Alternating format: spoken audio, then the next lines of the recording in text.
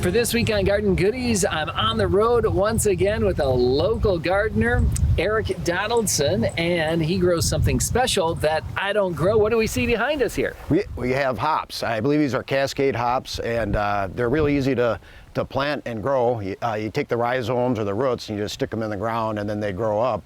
And they're the vining plant, obviously. It looks like you got 4 big trellises of hops here. Yeah, I don't know if you can see them, but the hop vines just grow up that. And about the beginning of August, we see the flowers begin to pop out and then the cones. And so into August or beginning of September, we'll brew a batch of. That's when you'll do your harvest, and that's when you'll use that to brew beer. Yes. And then do you need to fertilize the hops at all? I compost in the backyard, and so I add some compost every year just to make sure that the soil nutrients stay in there for the hops. So.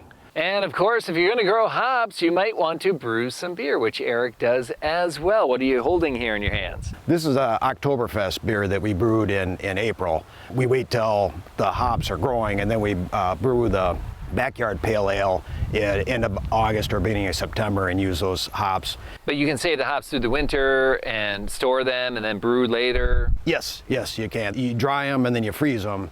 And when it comes to, usually you have 2 different types of hops in a batch of beer, one for bittering and the other hops for flavoring and aroma. And the longer you cook the hops, the more bitter your beer would be then. Exactly. Yeah. Okay. So we do 1 batch a year. We'll do the bittering, the backyard pale ale. And the friend that I brew with, we prefer the malted barley, so we stay away from bitterness. Okay, so you only use the hops a little bit. You get the aroma and the flavor, but not the bitterness. Right.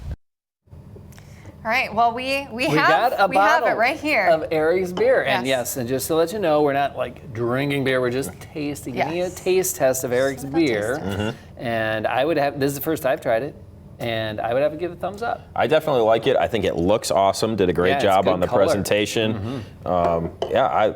I'm a beer connoisseur. Love home brews. Love pretty much anything. Sadie? I am not a beer girl. Oh. I have never had a beer that I liked. Unfortunately, that's also the case for this one. But it smells like a beer. It tastes like a beer. So if you like beer, you would like this. But I don't like beer. Good job, Eric. Thanks for sharing with Garden Goodies. Very cool that he made it all on his own. Yeah. Well, don't go anywhere. We've got your top stories coming up after the break.